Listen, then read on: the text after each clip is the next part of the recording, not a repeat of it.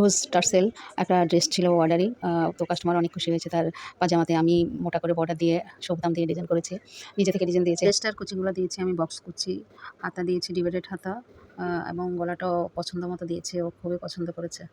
এবং কোমরে ফিতার ডিজাইনটার টার্সেল দিয়েছি আমি, রোজ টার্সেল। যাক, আলহামদুলিল্লাহ কাস্টমারকে খুশি করতে পেরে। আল্লাহ হাফেজ, সবাই ভালো থাকবেন, আমার জন্য দোয়া করবেন।